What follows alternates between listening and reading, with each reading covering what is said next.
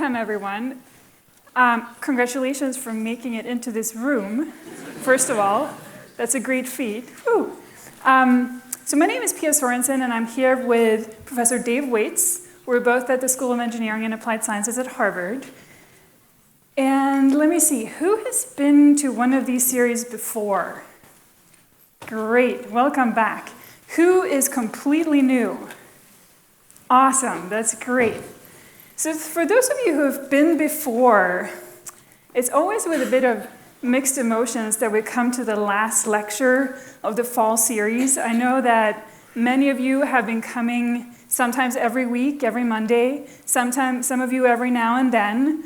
But all of us, we've watched amazing chefs do amazing things, donuts, barbecue, viscosity of sauces in French cuisine and Chinese cuisine, international superstars, local celebrities. And with this lecture, it's all coming to a close. And for all of this, we all have little nuggets of chemistry and physics that was sort of winding its way into the food and the cooking that we watched. So very soon, I'm going to introduce, we're going to do a little bit of an introduction. So Dave is going to bring us through a whirlwind tour of the semester. But first, I'm going to start the way we always do, by playing a game. And for those of you who have been before, you know what this game is. So the game we play is that if you went to the lecture 2 weeks ago, which was with Tiffany Fisson of Sweet Cheeks and Tiger Mama, and if you listened very carefully, you have the chance to win our amazing aprons. So the way we play this game is, and we can show one of the aprons here, it has all of the equations of this course on them. There we go. So that's one of the things we do in this class. We clap for equations.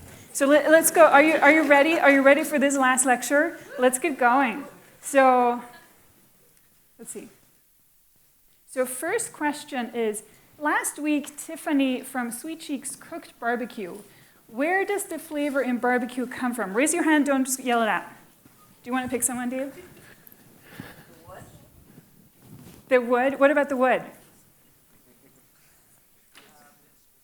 Smoking coming from the different types of wood used. Yeah, what's in wood?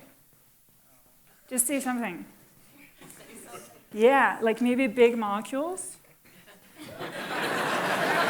Yeah? So, right. So, okay, so I think that's good. That's good enough. That's worthy of an apron. Good job. Exactly. So the big molecules of the wood, the lignin, the cellulose, the hemicellulose, is broken down into tiny, flavorful, volatile little compounds that go into your nose and onto your taste buds, and they taste delicious, and that's how we flavor the meat. Okay, next question. This is a biscuit from Sweet Cheeks, but what scientific term also describes it? Dave? Crumb structure. I think we're looking for something a little bit different. Solid foam. It's a solid foam, exactly. Apron. Great job. Put your hand up. Okay, next question. Chef Tiffany cooked salmon 3 ways. Oops, sorry. What were the 3 types of heat transfer that she showed by doing this? Dave, you have to pick someone. Pick somebody at the back, yes. You in the black shirt. Yes. Conduction, convection, radiation. Yes. Elizabeth has. Perfect. That's exactly it. And now I'm going to hand over to Dave, and you will do another game. So there was one time when this room looked exactly like this. That was when we first taught the class. And Michael Brenner, my colleague, wait, listen, I hope we can hear it. Must be the case. Your motion and kicking are in exact balance. That's our equation. No, it's not playing. Sorry. The audio-visual failed, but what Michael did was turn around and said, whenever you see an equation, you clap. Okay, we're going to have something else. We're going to talk about all the equations that we used this year in class. And we're going to match them with chefs. And we're going to have a contest to see who can match them. And I propose that every time we do it, we clap for the person who wins. So we have prizes. So these are the equations. Big clap.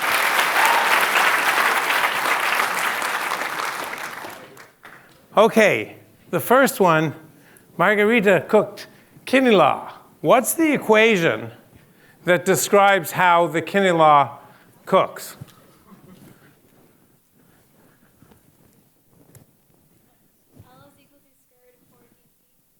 L is equal. That's not the one we're going to use this time. Yes. Yes. Great. Why? Great. Because we're cooking the quinoa with pH. You were right because that equation describes everything, right? But this is the one we're looking for. So, Teresa, can you give him an apron?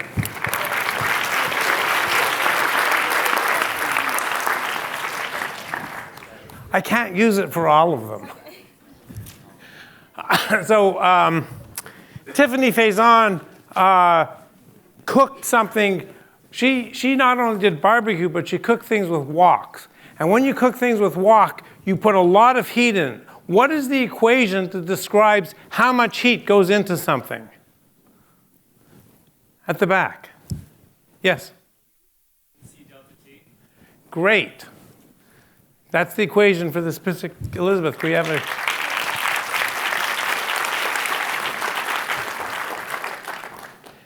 And Vicky Lau made sauces, and she changed the viscosity.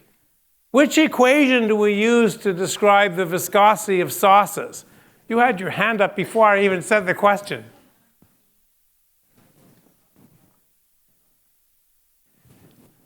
Let's see if I have a... It's this one, right? And it's the volume fraction of particles. That changes the viscosity, right? Great.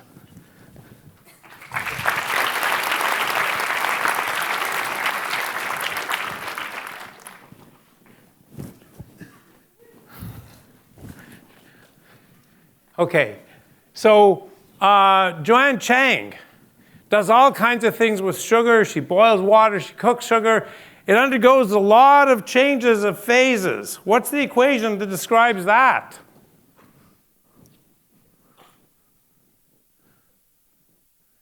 I gave you a clue, even though we couldn't hear it.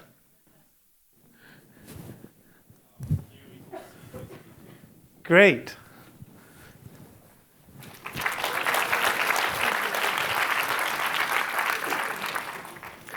And Wiley cooked donuts, and we made molten chocolate cake. What's the equation that describes that, how that behaves? Somebody at the back. You, sitting down, way at the back. Yes?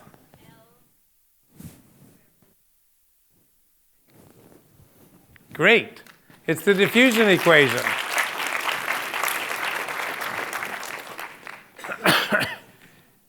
And we talked about... We talked about vinegar and this fermentation. And this is an amazing equation. What describes that? Yes?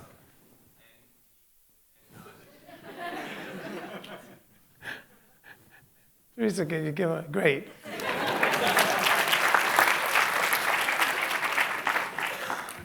And Air Muir from Clover made these wonderful pitas. And we measured the elasticity. We measured the elasticity of the steak. What's the equation that describes that? Yes?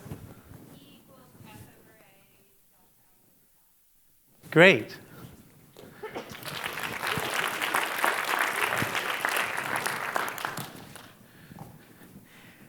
And we didn't really talk about Jell-O, but we talk about Jell-O all the time in class. And what's the equation that describes the elasticity of Jell-O? Somebody at the back. Yes. Yeah, you. Great. Teresa.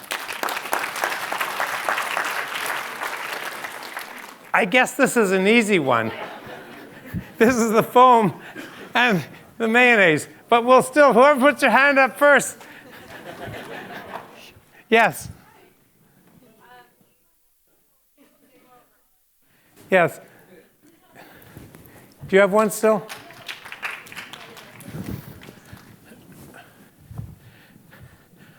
I would like to also give one to her because she really did get the right equation.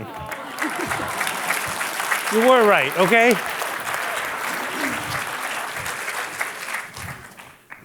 Okay, Pia. Okay, so if you were a student in this class, in the actual Harvard College class, you would now take all of this knowledge, take all of the equations, and you would go and work on a project, right? So there's some students in the class. How about you raise your hands? Yeah, right. You've all been working on projects for like the last 5 weeks. And the task they all got was this. So we talked about how chefs are experimentalists, they're innovative, but so is science. And so the task was to study and explain in scientific terms some aspect of a recipe or a culinary invention, or provide a solution to a culinary problem, explain in scientific terms why or how it solves the problem. And there are numerous ways to do this. One of them is just to think about foods you eat every day and think about how they could be improved or altered. One of them is to think about how a recipe has changed over time, and so to do more of a sort of history of a recipe project. And the last one is to think about the underlying science in some of the chef's amazing recipes that we have seen. And to basically go into your kitchens, be an experimentalist, and solve a problem, think of something new.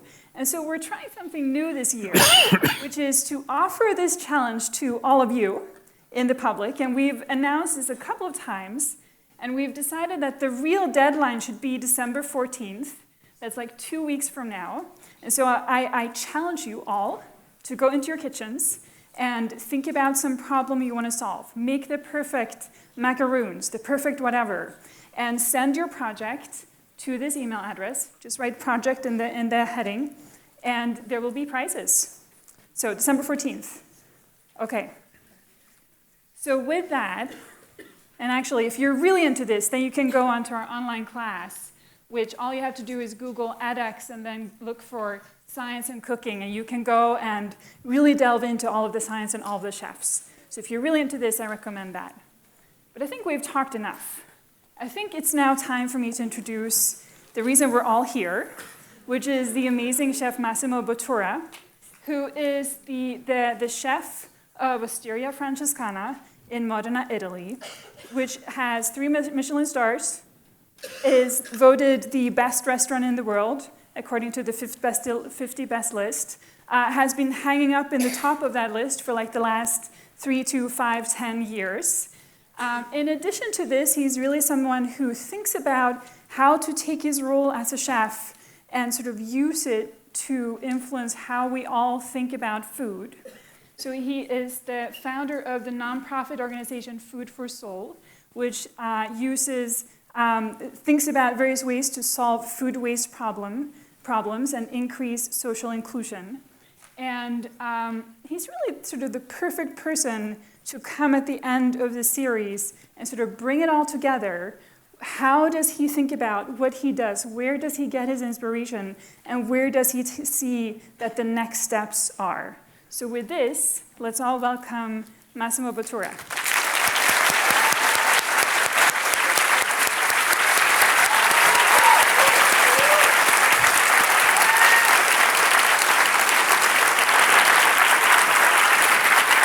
Thank you.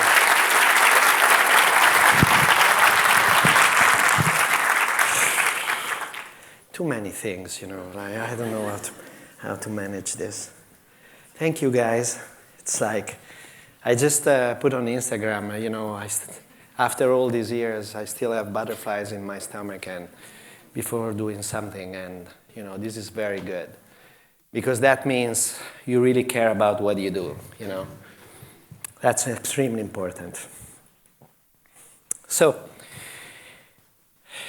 what I have to say, I prepared this speech and I changed it yesterday night. Like I couldn't, I had jet lag, I just flew in and, I didn't know what to do, so I changed the speech. And, but when I asked the concierge to print it, they couldn't print it because it was all messy. So I said, oh my God, what I'm gonna do? I got it. But this morning they could do, so now we are perfect. So this speech is inspired by the one I gave when I received an honorary degree in Bologna in 2006, in the oldest university in the world. And that degree meant a lot to me because I didn't go to university, and because I didn't even attend a culinary school. So it's an amazing, amazing honor to be here and talk to you guys. And to share what I learned in more than 30 years of experience behind the stovetop. My name is Massimo Bottura, and 23 years ago I opened in March '95 Osteria Francescana. And it is a very small restaurant, 12 tables, because maybe a few of you, they try to make a reservation and no way you can do it. And it's a small restaurant, but with big dreams since the first day. In my hometown in Modena, inside the walls, and in a very small street. After 8 years of trattoria outside, like 10 kilometers from Modena, in the countryside, 1 year in New York, 1 year with Ducasse in Monte Carlo, I returned to my hometown and looking for doing something different. Back then, I could have never imagined I would face so many challenges or make so many sacrifices or survive at incredible tough times. But back then, I could never imagine that I would ever receive so much in return: recognition, award, opportunity to keep dreaming. Many things have changed over the past 23 years, but one thing has stayed the same: our point of view. Let me explain. At Osteria Francescana, we see the world, and we always look at the world from upside down. I grew up under the kitchen table of my grandmother, escaping my older brothers. She was defending me. And in the meantime, she was defending me, I was stealing tortellini from up at the table.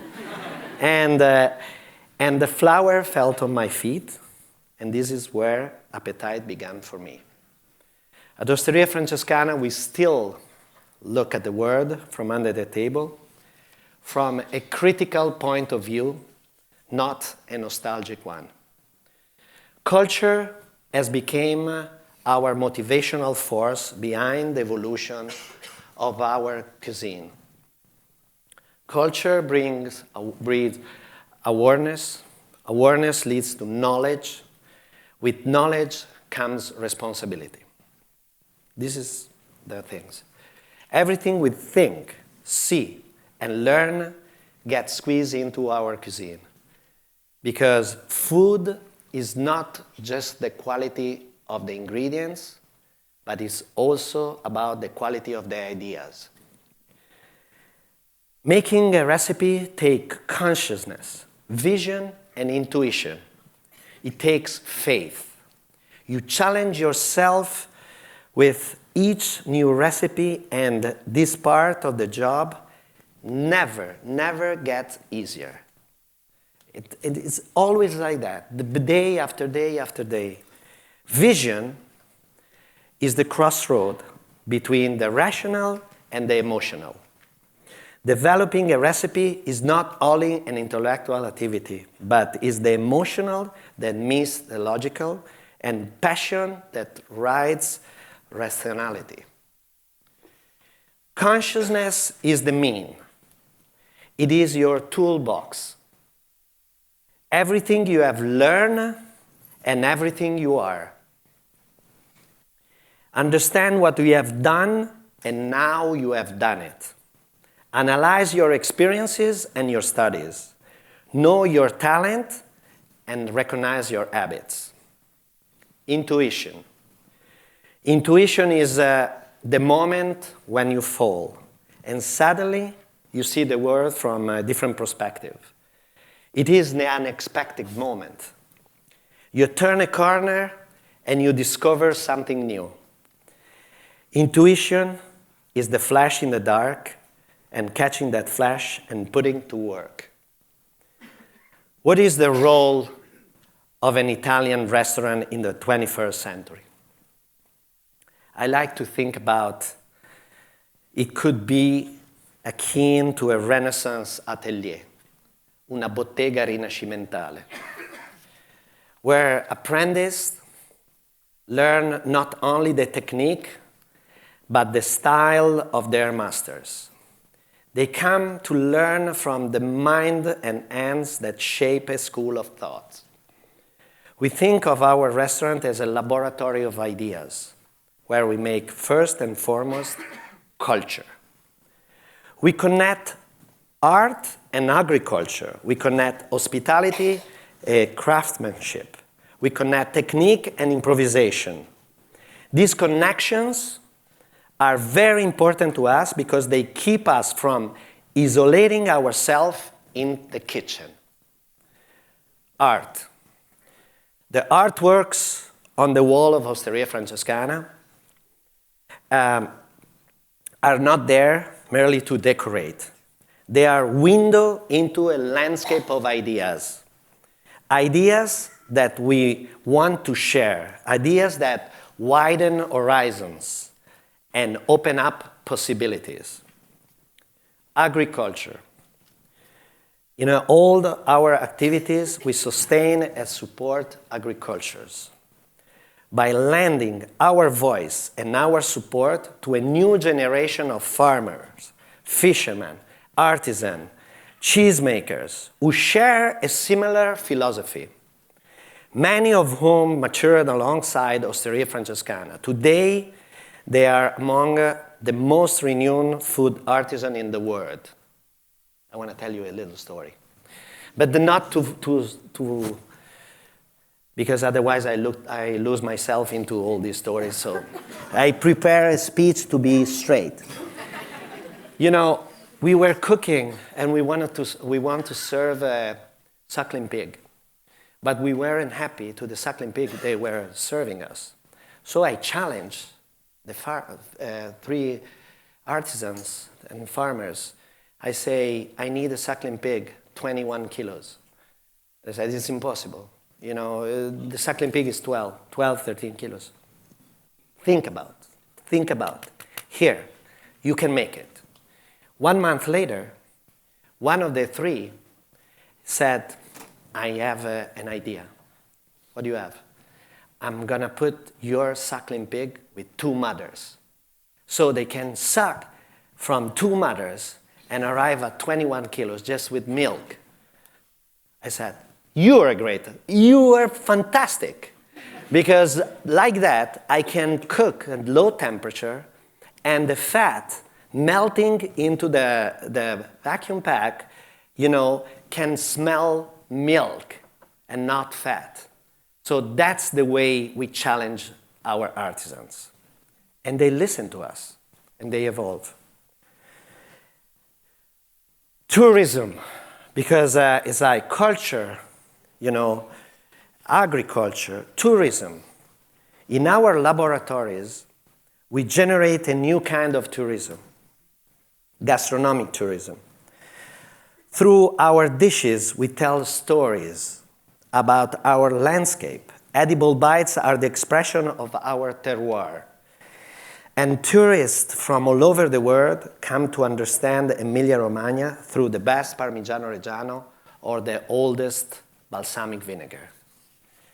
Education. In our restaurant, we also work to educate. Chefs of all ages come into our kitchen full of dreams, energy, and desire to learn.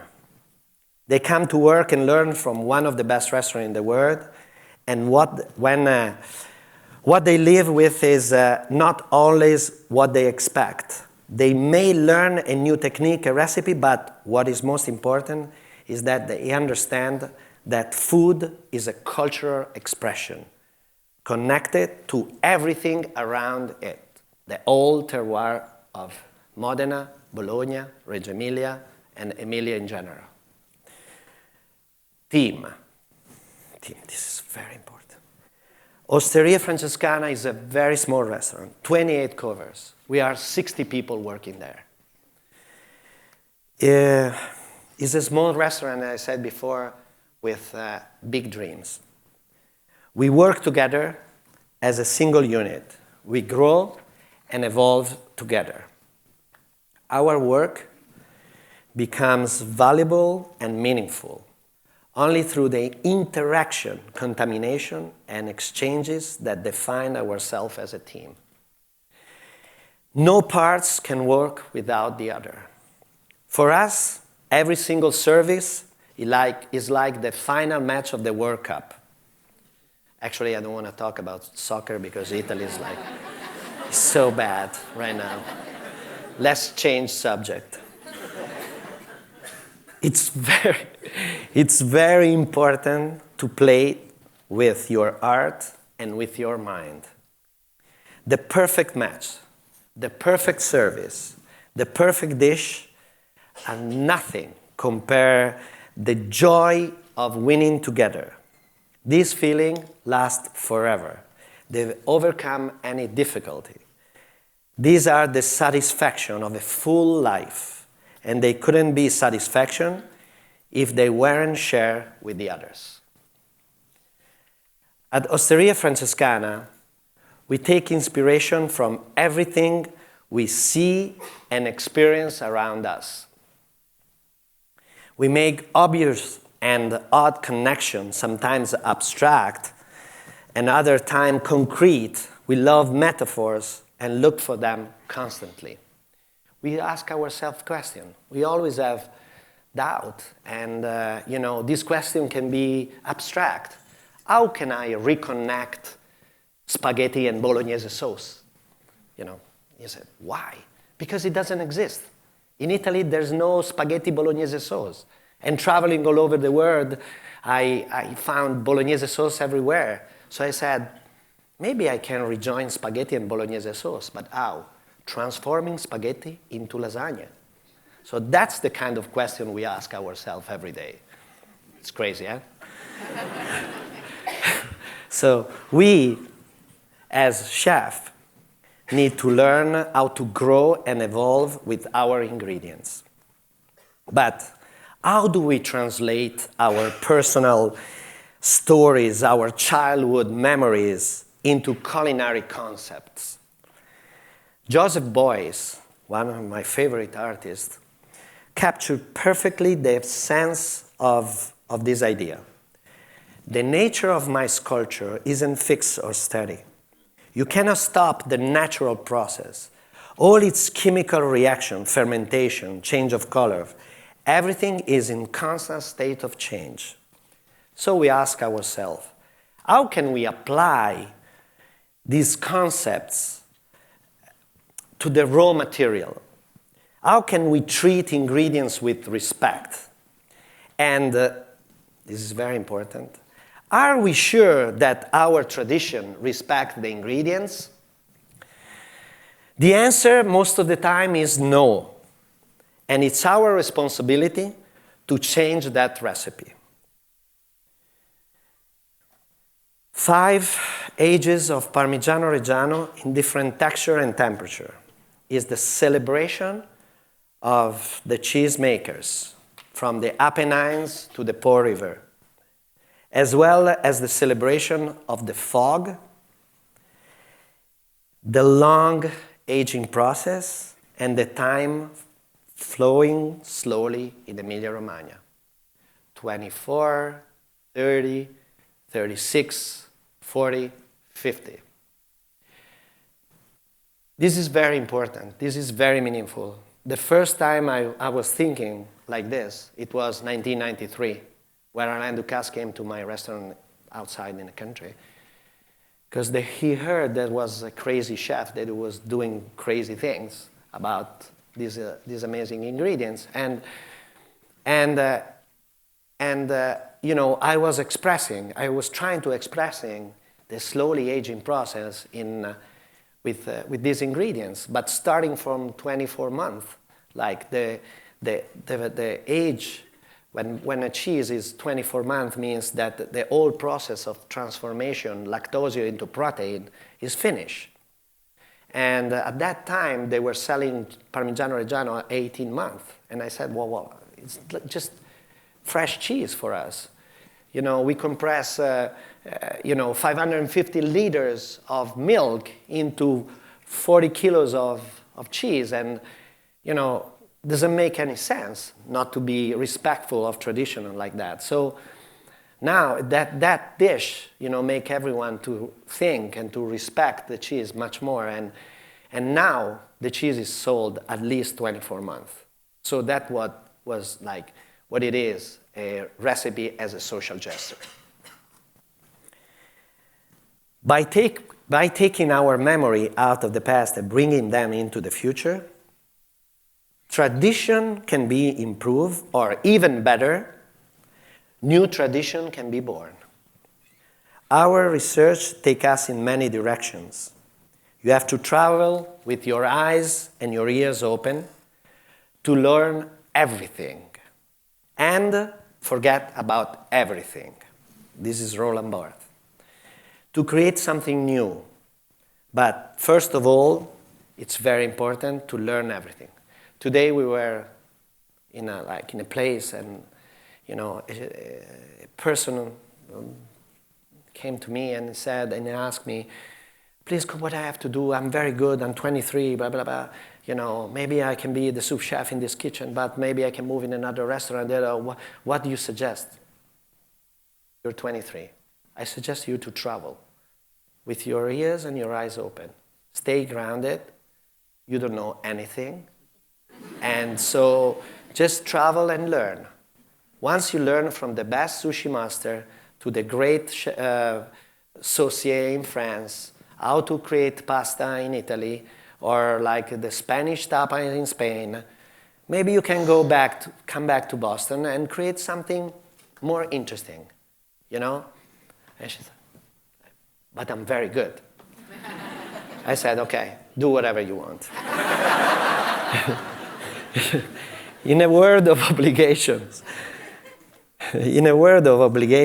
you can lose your point of reference very easily. The secret is to keep a small space in your everyday life open for poetry. To be able to jump into that space and realize the unimaginable. This is what it means to me to make visible the invisible. A dish like, oops, I dropped the lemon tart, it's about the connection of nature, the lemon, technology, and poetry. Lemon from Sorrento, the almonds from Noto, the wild oregano from Puglia, the capers from Pantelleria, the spicy pepper from Matera,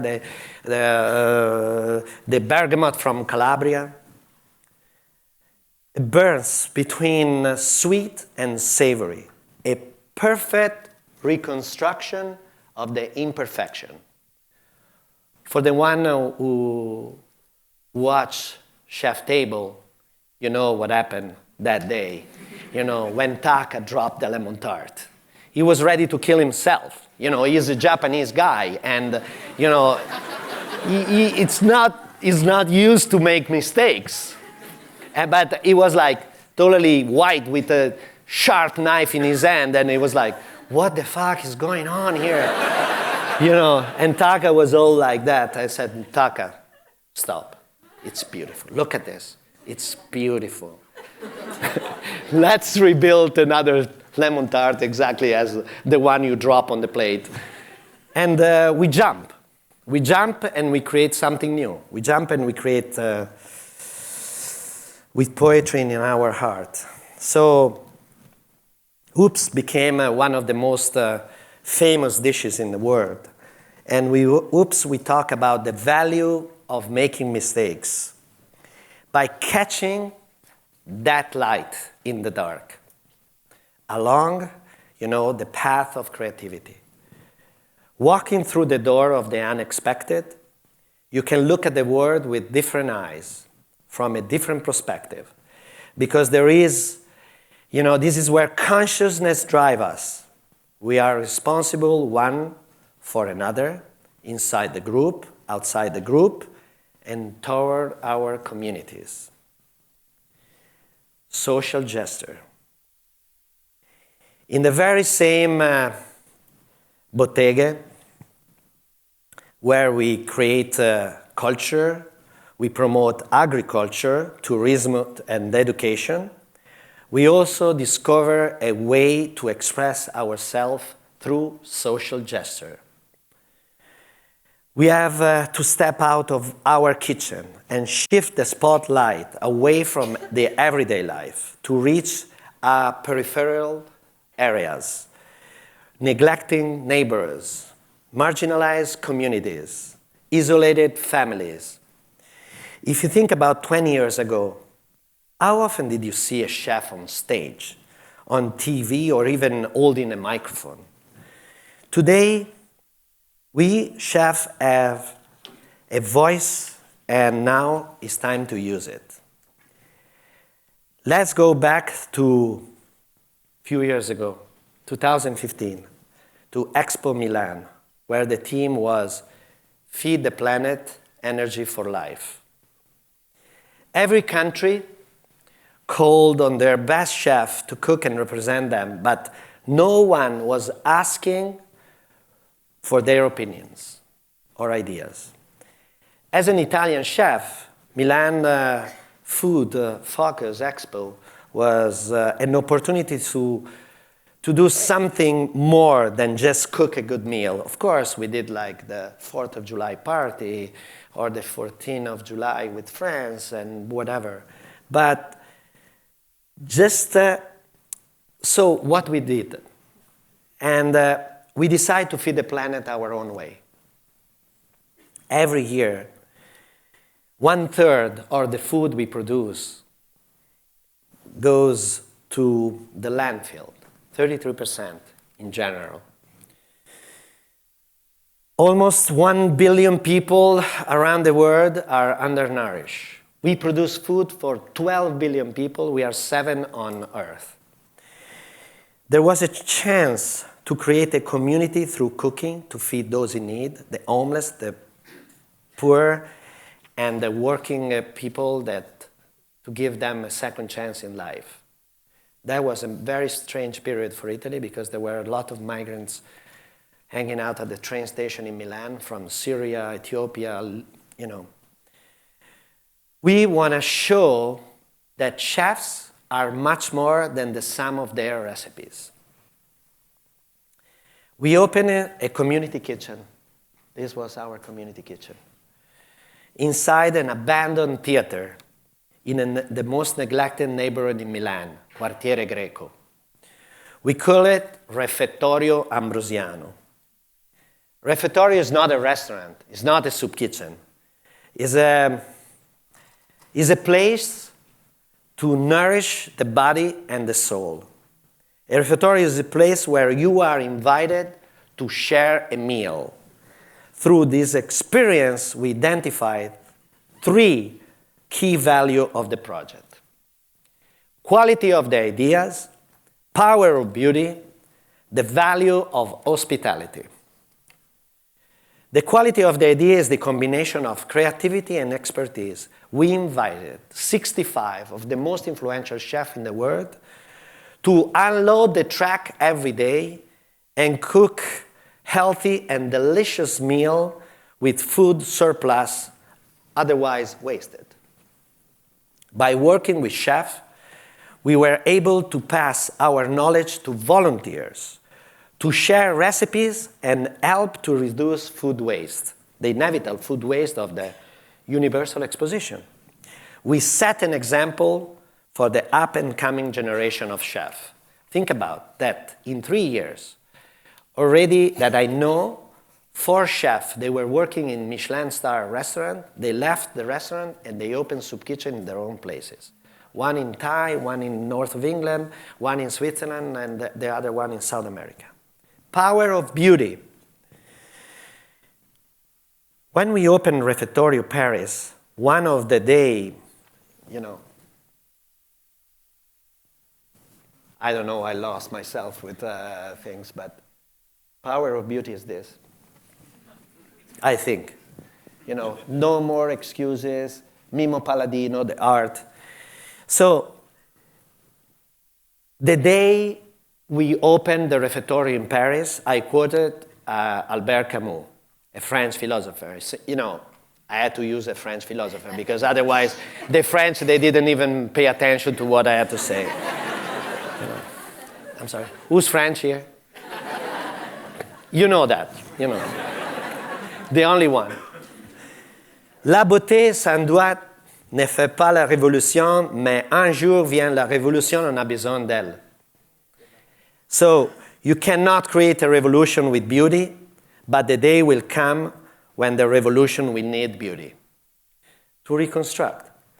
Beauty is what nourishes the soul. Beauty is a universal language. Beauty is for everyone, our guests, our volunteers, the chef, and the community at large. Because people cannot live by bread alone. Value of hospitality. When we created the first Refettorio, we knew that hospitality had to be as important as the kitchen. Because it's not only about serving a meal, but how you do it. 100 volunteers washes dishes, mop the floor, and welcome our guests. 1 week before the opening, we already set the old kitchen that was ready as a classic soup kitchen. I was talking with Christina, my right hand, and she showed me the old book full of volunteers. I said, okay, let's jump. Let's close this line of service, and we're going to serve as in Osteria Francescana. First course, main course, dessert. And since then, everything changed. Because these people, they walk in with no fear. They were like, maybe what they want to do, maybe they're doing something crazy, but why they treat us like that? And everything changed. They had a chance to call them by name as they serve dinner at the table. Guests pay attention to the food that they were eating. They had an opinion about that. Take 15 days, 2 weeks took that. And they want to share with them, with us. Actually, they became food critics. They were complaining about soups. Chef, you're serving too much soup. We want to eat pasta. And we were listening. And we were doing that. We were making them happy.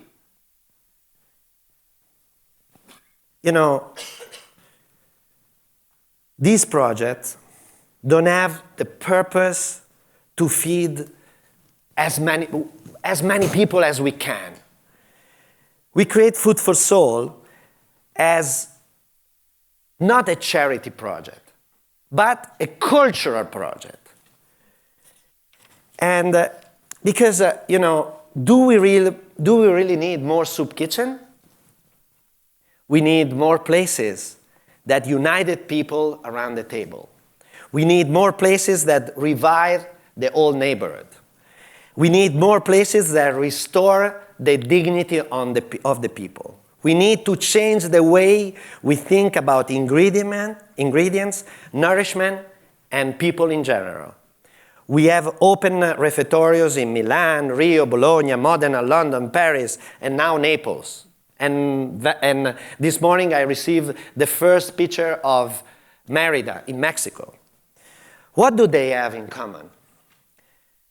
The door to this community kitchen are open. They are serving lunch and dinner. They are welcoming individuals and families. They are engaging chefs and volunteers. We created dialogue and learn that sharing a meal is a gesture of inclusion.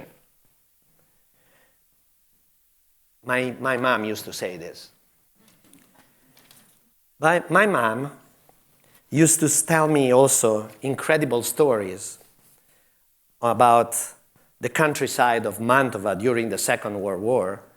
Farmers were constantly looking for food. They pick up truffle when they didn't have any potatoes and boil them as they were potatoes. They were calling them wild potatoes because they taste bad. You know, in the Montese Hills above Bologna, there are amazing potatoes.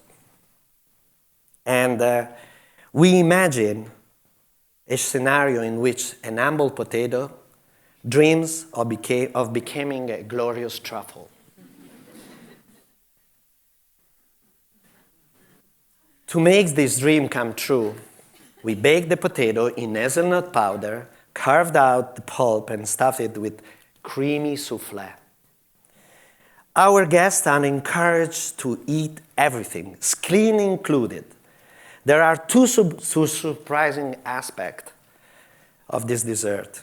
First, its bold truth.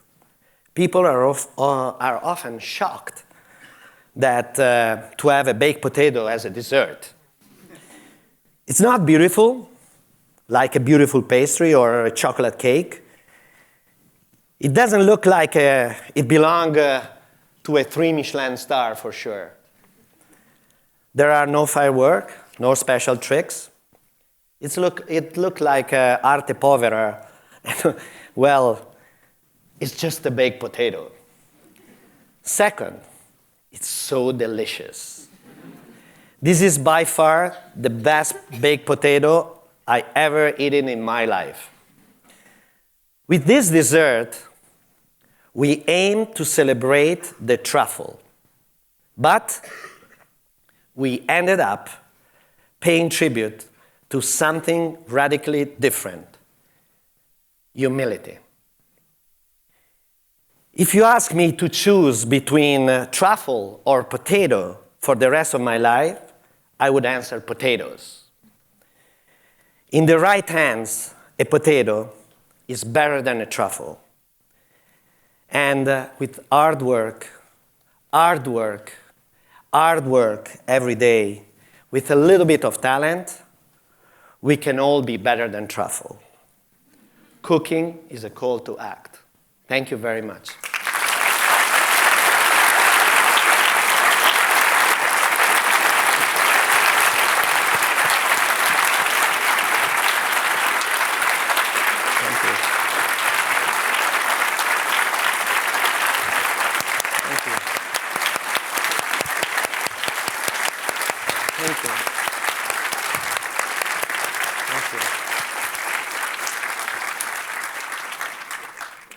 So I think we have time for a few questions. Easy, eh? Come on. Great. Hi. Hi. How do you, with the refettoria, the right word? Yes, perfect.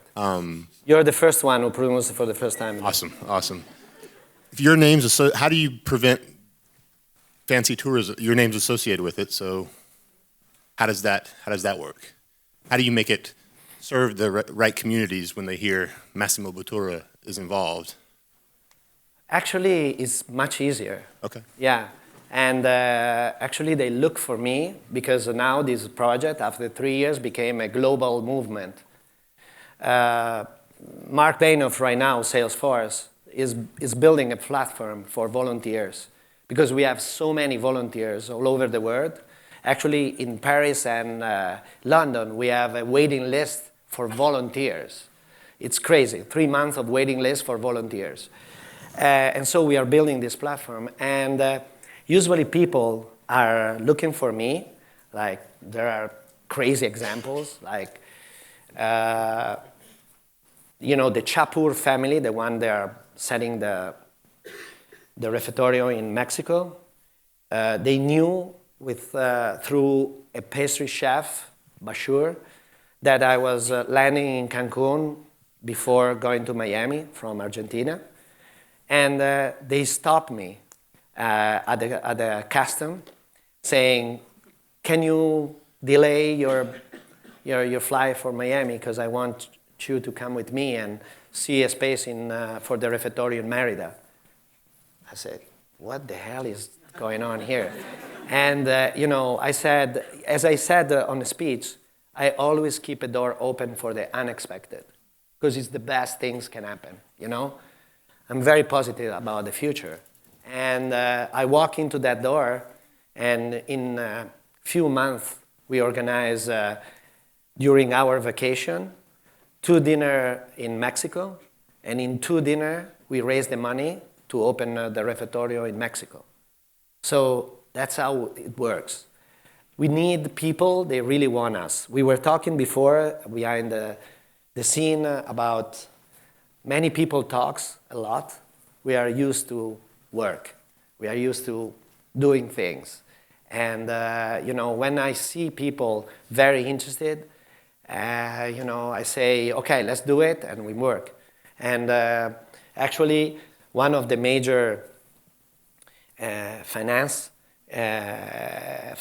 people behind the refectorio right now is the San Francisco community. And, they flew, Tim Cook and Lauren Jobs, so they flew to Paris to volunteer, and see what was going on. And after that, they said, okay, we are in. Or Mark Bainoff, we had to open Paris. I was with JR, and I involved Monsieur Pinot, and they gave us in 15 minutes of talk. He said, okay, I'm in. And, we raised the rest with the FaceTime with Mark Bainoff. JR called him, and he said, we need money for the refectorio in Paris. And he said, okay, how much you need? 250. And I said, Massimo is here with me. Massimo? Massimo Bottura? Yes.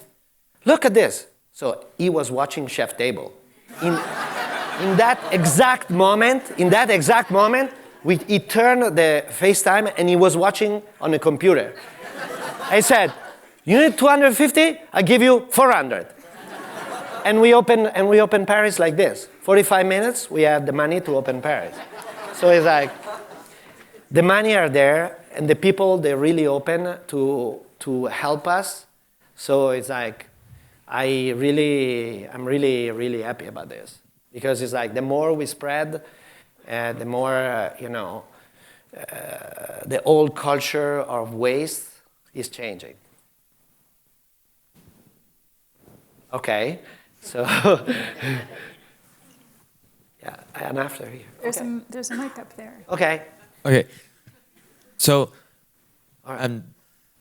700 years ago, there wouldn't have been a potato in Italy. There wouldn't have been a tomato. And so now, obviously, with migration and global exchange, cuisines change. So with that in mind, what do you think is the role of immigrants and their cuisines in the evolution of Italian cuisine from now on?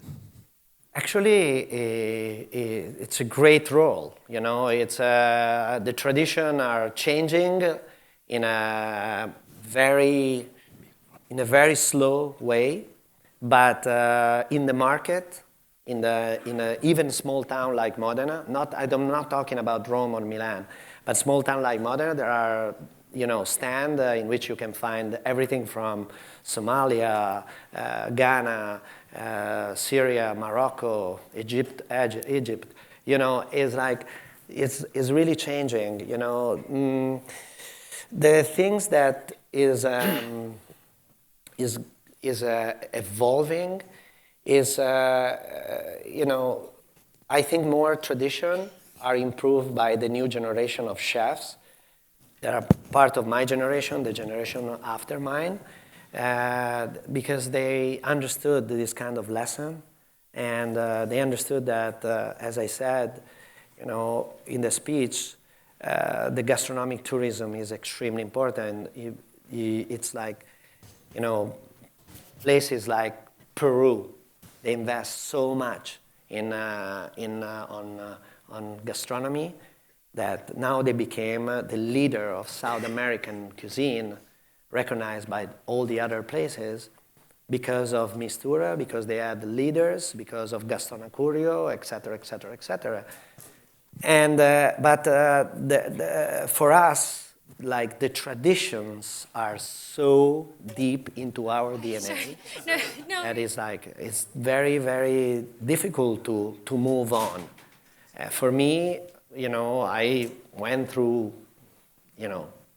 storms, and they want to burn me as a witch in the main piazza, when I was saying those kind of things, or I was talking about bollito, not boil, and I was changing 1,000 years of history, and saying now we have technique and we have the science and we have technology to change and to evolve our tradition. We have to do it.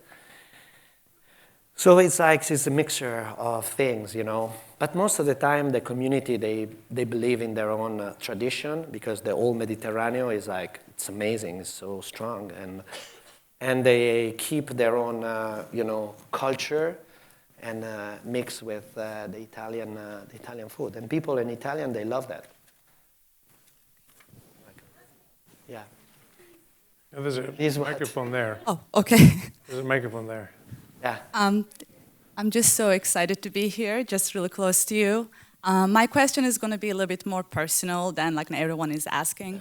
I've been following Don't you. ask me what is my favorite ingredient. No. No. I've been following you for some time, and you're... Are we? I'm sorry? No, but can you repeat, please?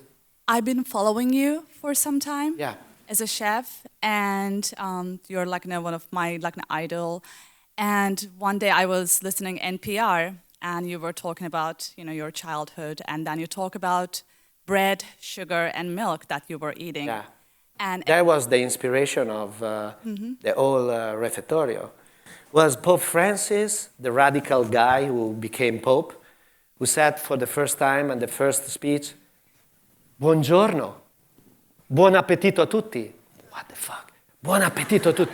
It's amazing, 3 words. And, he says everything with such an humbleness. And bread, milk, and sugar was my favorite, with a little bit of leftover coffee, was my favorite meal before going to bed. And I said to myself, if breadcrumbs they were so important for my grandmother and for me as a kid, I want to share with everyone. So that's why bread is gold.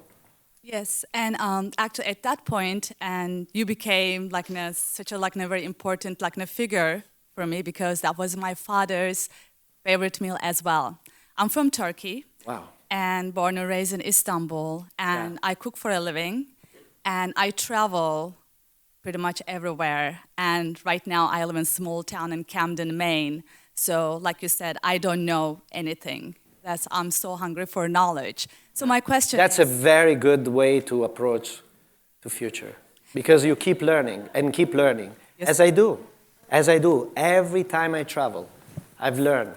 I know, it's just so incredible. So the question is, someone like me, and that would be a dream come true, to come to your restaurant and work and pick your brain. Would that be possible?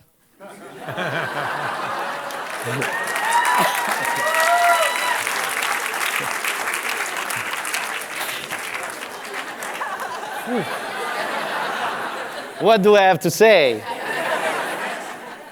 I think, yes, you can. Yeah, you can. It's just, there is a story that I was telling to my friend Matteo. There's this guy from 19 years old from north of England.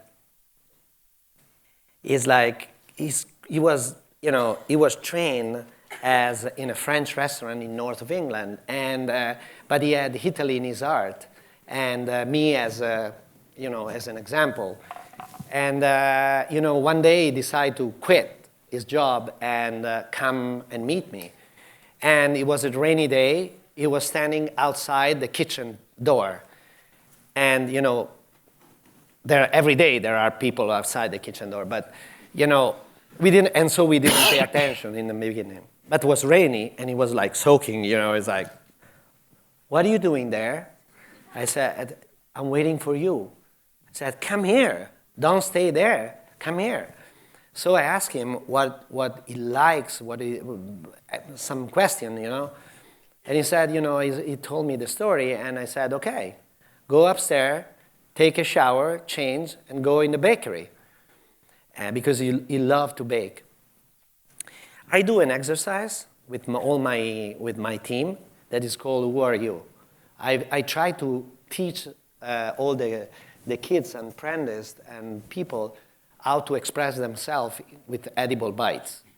And it's amazing what comes out from like an 18, 19, 20 years old, I don't want to talk about the chef de partie or all this kind of stuff, And, but Eddie was too shy to do that kind of exercise. So I said to Davide and to Taka, leave him alone, just give space to him. 6 months later, Davide called me, I was in New York, and he said, oh, when you come back, you have to try the Who Are You of Eddie. I said, wow. So I went back, and, he served me a soufflé, because he was trained in a French, and he was responsible for soufflé, a soufflé of tiramisu. So it's like this kind of dessert that is so Italian, so classic. No one ever did something crazy about that. And Eddie was so crazy to create a soufflé of tiramisu with this whole idea that not just the tiramisu, but it was like using the very aggressive temperature to create a sponge on the outside and keep it very melting on the inside. And on the side, it was serving like a gel of espresso and an ice cream of mascarpone. I swear, was the best tiramisu I ever tried in my life. That was Eddie, 19 years old. So I always keep that door. I always leave space for people and creativity in my place. So if you want to come, come.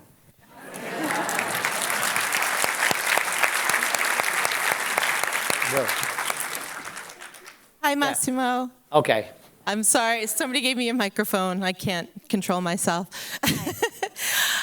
Thank you for taking my question. My boyfriend and I are going to Florence on Friday, and we're going to be in Modena next you know week. that in Florence, where are you? Right here. Back there. In Florence, there is Osteria Gucci that is run by Karime Lopez, the wife of Taka's wife, and today was just nominated like best female chef in Italy. No kidding. Yes. Oh my God, that's. And she is very, very good, and you have to try because we are playing jokes with the Toscans. I say, Karime, don't even think about making like the classic ribollita or Fiorentina or what the hell is that, and because they're gonna destroy you. So just play jokes with them. Okay. The cinta senese, put in a Chinese bun. We ground the chianina like the Fiorentina. We ground it once, twice, 3 times, and we serve it in the shape of a hot dog. So it's very interesting. It's very interesting. It's like we use this kind of very good ingredients, but in a totally different way, not to leave space for nostalgia. Because it's like... It's Osteria, what was the second word? Osteria Gucci. Gucci, like Gucci, the fashion brand. Okay. Like the one is in Piazza delle Signorie in Florence. What should we do in Modena? We can't Modena, go to your restaurant. for sure. Did you make a reservation at Osteria Francescana? Uh-huh. Yes? But, I'm on a 2-year wait list. So, you get us in? for sure, you're not going to eat at Osteria Francescana. But you can try Franceschetta, that I create a new tasting menu called I Love Modena, that is kind of tradition, but with very classic dishes, just because there are a lot of people, they try to come in Osteria with the hope that, someone cancel. And so they all go, many of them goes to... We'll have your luck now. But if you come to Via Stella, and you knock at the door of the office that is on the side of Francescana, maybe there's some cancellation last minute, and we will certainly try, no doubt. Thank you for talking to me. You're welcome. Okay, allora, first Massimo. I was asking a question, like this guy, and then that guy, and then that. And then I have to fly to New York, because, I have to fly tonight, because tomorrow we have 300 people to feed for a charity event on the City Angels, so I can't miss the flight. Okay, I'll be fast. Massimo, what is the hardest part? You're from Brazil. Of course. What is the hardest part of being a chef? And if you wouldn't be a chef, what would you be? I don't know. I jumped when I was very young.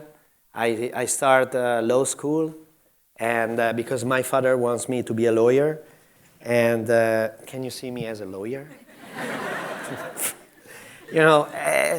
Because my older brother was an engineer, the second was a doctor, the third one accountant. I had to be a lawyer of the family. And, I said, I don't want to be a lawyer, and it was the 80s. And usually in the 80s, when you don't do university and you don't study, you're like the donkey of the family. And you're like, okay, get out of there. But my mom was always supporting me. And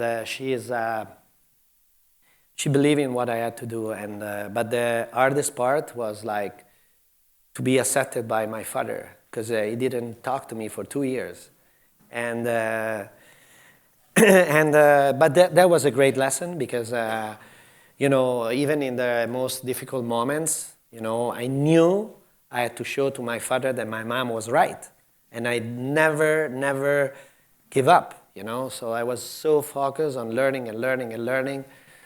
Every day. The one thing you have to know if you want to be a chef is that our job is all about hard work. As I said, hard work, hard work, hard work, and a little bit of talent. And it's the same in every creativity, because those words are Picasso words, not mine. How you are so always there, always with the cubism, and then the fauvism, and then the surrealism, and then he follow all because his energy, because his work, hard work every day, and he was the best artist of the 20th century. So it's all about that. Yeah, you. So my wife and I are actually halfway through the process of a nonprofit and starting a soup kitchen based off of your repertorios. We've been thinking about it for a while, and then kind of just Write to Food for Soul. We'll do, absolutely. Yeah, we connect. So just like any words of wisdom, or like one of your most humbling experiences that you had for that. I'm sorry. Like one of your most humbling experiences, like any words of wisdom, or like how are you going about it? Yeah, experience. No, there are so many. It's like. I usually say something and give some concrete example of what it is, because all my friends, all the best chefs in the world, they're coming and cook for us. They didn't even realize what was that. So I explain to people they didn't touch, this kind of experience. What was that? The New York Times, Andrew Jacobs, during the Olympics in Rio de Janeiro, he came and he applied as a volunteer without saying anything. After 2 days of volunteering, seeing and talking with people that were living on the street, because Rio de Janeiro, there are 2.5 million people living on the street. You know, he asked questions to the guy who was living on the other side of the street, and he said, so how you feel? How are you? I said, fine. This is the most emotional moment of my life. This is the first time that we are treated as human beings. I asked myself to pinch me because I couldn't believe that. He closed the interview like that. But second was an old lady in London. She walked into the first service. She asked for a microphone after the service, and she said to everybody, this is the most beautiful, think about the word, beauty, beautiful place I ever been in my life. This is gonna help our community so much. I'm 92 years old, and I can die very happy.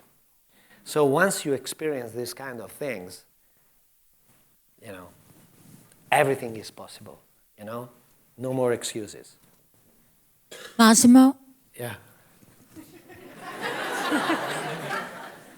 Yeah, again. This is my first time. This is another. I just have a comment about your book. When I received your book, before I even opened it, I had such a wonderful impression of it because of the paper you chose. Yeah. It felt so Italian, it felt European, and it was simple. Did you notice immediately that we left spaces on the side of the recipes? Yes. To adjust the recipe for every place where you are. Yes, you know, but it's so a beautiful... you're from Lima, you're from Rio, you're from Boston, and you know, you have a space in which you, instead of a banana, maybe you can put like a pineapple, or you can put you know, strawberry or whatever, you know, you have. So those are things that for me is one of the key points. Recipe is a recipe, it's just an idea, but you can do so much more in that book, using that book. That's why today I was explaining it's a cultural project. If you do a charity like we do tomorrow, you know, I'm giving myself for a charity. For people, they need us and they need money. And last year we raised 1 million. This year we are planning to raise 2 million. And you know, this is a charity, and you know, you do it and you shut up. When is but this is a cultural project that in which we try to evolve, we try to spread the whole you know, culture of fighting food waste. That is totally different. So we need more people. We need an army of people that they're gonna communicate to the world that the attitude that my grandmother had with me, you know. It's so easy for me to explain these kind of things because as I was saying before, like the bread, the breadcrumbs, milk and sugar and a little bit of coffee was my favorite meal. And I couldn't leave the table if I didn't, you know, finish my plate because my grandmother was always looking at that and she raised me like that. So there's the 8th of December. We had is something that we did since ever. We had a country place, and they were the farmers. They were killing the pig. The pig always had a name. We knew it, and was an animal. It was part of the family. And my grandmother was always saying, you know, you have to be respectful. This is a spiritual action. The pig is giving his life to feed the whole family for the whole year. So we have to use every single bone of the pig because he's giving his life for us. So when you grow up like that, you know, you pay respect for the food. You don't throw away because we have too much. So that's why. You. No, wait. First, she tried. Thank you. Hi, Massimo. Hi. So my question kind of goes back, inspired by the chef who dropped the lemon tart. Yeah, Taka. When you were learning and you were coming up and you were getting a little inspired and you thought you were getting good, did you make a mistake, or what mistake did you make at some point that suddenly was a lesson that stuck with you that now you carry on and try to teach others? Not a mistake like that, because but not because maybe I made much more mistakes than Taka, but it's because I didn't pay attention to what kind of mistake I was doing. I was just angry with myself, and I was try again and again and again till was the moment. Those kind of mistakes are, I was telling today in another session I did. I was about this 19 years old young lady from Cuba that she was like dehydrating the seawater to create paper from seawater to smoke some weed, and I said, those are not mistakes, but those things that really can transform the whole, perspective of what you can do with seawater transformed into paper. And for me, it was like create a papillote, and with putting together, that paper, and inside, tomato and lemon and capers and olives. But the proportion wasn't right. So what we did, we burned as a cigarette, and we burned the paper as Alberto Burri was doing in the 50s when he was burning the canvas. And I gave the idea of a grill. So it's not a mistake. It's not a papillote. It's not a grill. It's not a salt under salt. It's not a muñaya. It's everything, So these kind of things are like, you can manage, these kind of things very well now. And the whole team together. So when I say it's a teamwork, it's because my team is in Dubai to open a restaurant. Another team is in Florence, Modena, and things, and the other in New York. I'm here to talk with you, and it's all about the team, our job. So mistakes, we all make mistakes, and it's very important not to get lost into the everyday life in which you walk into the kitchen and you start chopping, saute, and serve. If you do that, it's the most alienated job in the world. Stressful, but if you walk into the place with poetry, as I said,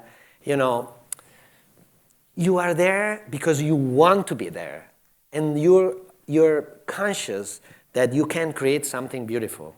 So even a mistake can be transformed into something much more interesting. Massimo, top right. Yeah. Over next to the light here. Yeah. I see you. Well, thank you for coming here all the way and giving this talk. And congratulations on your success so far and your societal impact that you're making. Thank you. So my question is,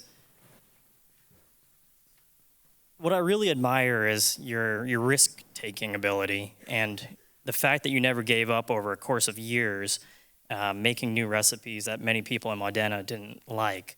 And so but you don't have an idea what I passed through. I really don't have an idea.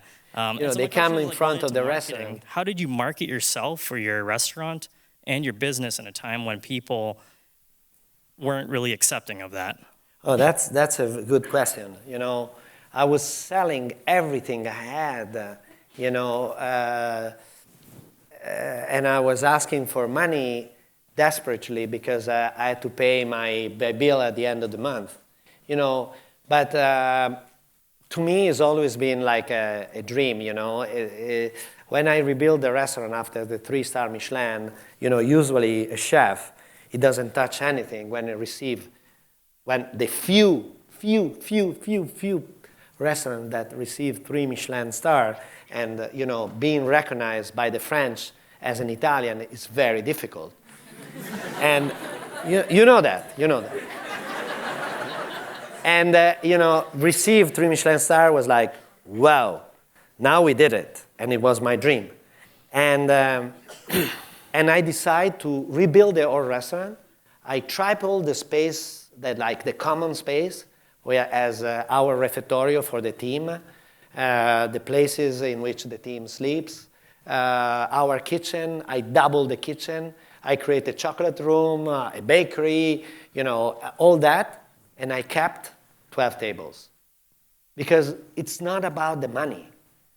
This kind of job is not about the money. It's about the dream that you want, and I'm able to leave the kitchen and go in the room and spend time with the people that are coming from Cape Town, Tokyo, or Buenos Aires.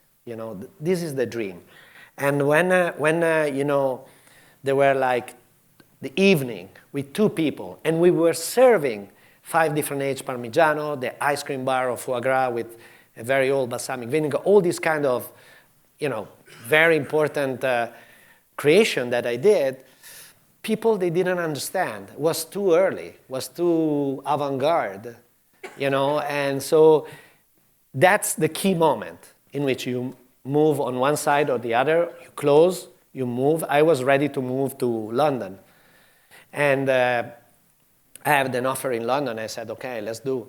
And my wife told me, I remember as it was yesterday, she told me to give to ourselves, to the restaurant, one more year to see what was going on. Because, she said, if you're not gonna make it in your place, in your own town, you're gonna regret for the rest of your life. So let's give us one more year. Let's try to do something, And that year was 2001. Was April by chance, because there was an accident on the highway. The most important Italian food critic stopped because of the accident, and he came to Osteria Francescana and eat. And after that, on Friday, in the most important magazine, he wrote a public apologize not to be in Osteria Francescana before. And since then, we got the first Michelin star, the dinner of the year, young chef of the year, blah, blah, blah. So it's one moment. Okay, so I think we've had enough questions. Let's thank Massimo one more time. Thank you.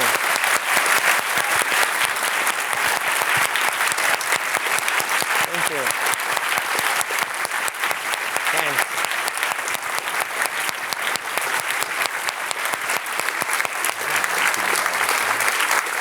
Grazie, grazie, grazie, grazie.